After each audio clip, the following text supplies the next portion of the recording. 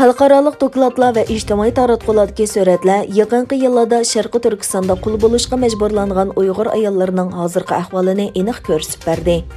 İctimai taratqularda tarqalgan sin ko'rinishlariga qaraganda, Qashqardagi bir zavodda ishlashga majburlangan o'rta yoshli Uyg'ur ayollari yong'oq oqlayotgan bo'lib, yana bir sinda yosh qizlar zavodda kiyim tikayotgan, boshqa bir rasmda ko'rsatilgan Uyg'ur ayollar bo'lsa, o'yinchoq zavodida ishlayotgan edi. Ötken yili bir qism xalqaralıq taratqular bir qism dağlıq markalarning Xitoydagi import qilgan kiyim-kechak, Rojdestvo bayramlıq sovg'atlarning majburiy emgak bilan munosabatli ekanligini bayqaganligini xabar qildi. Buningdan boshqa Amerika tamojna xodimlari Xitoydan kelgan 13 tonna chosh mahsulotlarini qo'lga tushirilganligini va ularning Sharqi Turkistonda majburiy emgak orqali ishlab chiqarilganligini aniqlagan.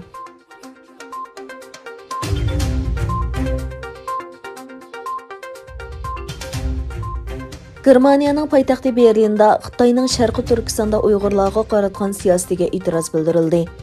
Todenhofer partiyasining a'zolaridan tashkil topgan namoyishchilar Xitoyning Berlindagi bosh elchixonasi oldida uyushtirgan ruxsatsiz namoyishda Uyg'ur xalqiga vakillik qiladigan maska taqidi.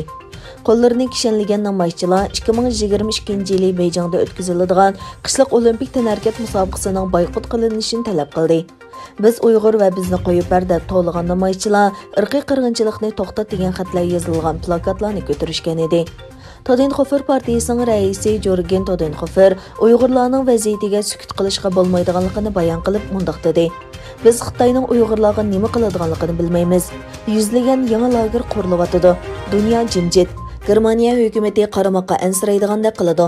Ammo u yanala shundoq davomlashyotidi. Her iki Volkswagen'dan biri Xitoyda ishlab chiqarildi.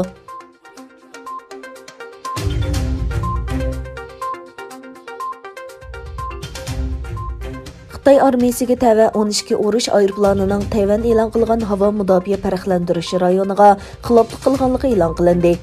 Tayvan axborot agentligidagi xabarga qaraganda, Tayvan davlat mudofaa ministrligining bayonotida Xitoy armiyasiga tava 8 Xian H6 tiplik bombardimonchi aeroplan va 4 Shenyang J16 tiplik aeroplanning g'arbiy janubdagi havo bo'shligiga kirganligi bildirildi.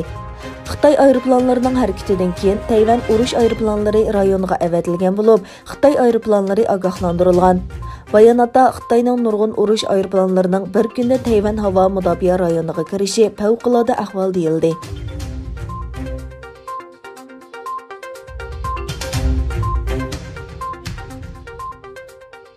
Rossiyada tumanlagan kishilar turmadagi o'qituvchi Aleksey Navalniyning qo'yib berilishi uchun namoyish tashkilladi. Moskva va Sankt-Peterburg qatorliq nurg'un shaharlarda o'tkazilgan ruxsatsiz namoyishga 10 minglagan kishi qatnashdi.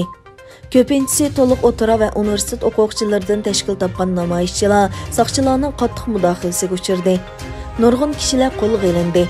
Bu davlatga kishilik huquq tashkilotlari 2000 dan ortiq kishining qo'lga olinganligini e'lon qildi. Egilanishicha, namoyish jarayonida Navalniyning ayoli Yuliya Navalnaya ham qo'lga olingan.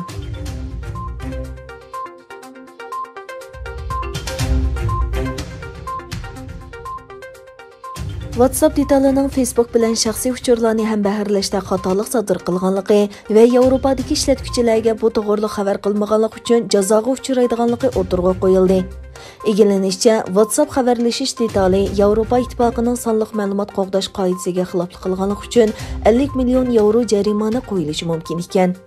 Politico'ning to'rbitida e'lon qilingan maqolada WhatsAppning Yevropadagi bosh organi joylashgan Irlandiyadagi sonliq ma'lumot qo'g'dash organining shirkatning shaxsiy sonliq ma'lumotlarini ishlatishini davomli tekshirayotganligi ko'rsatildi. WhatsAppning Facebook bilan shaxsiy uchurlarni ham baharlashda xatolik sodir qilganligi va Yevropadagi ishlatuvchilarga bu masala to'g'risida uchur bermaganligi uchun bu 2018-yili yo'lga qo'yilgan umumiy sonliq ma'lumot qo'g'dash nizomiga xiloflik qilganligi o'tirg'a qo'yilgan.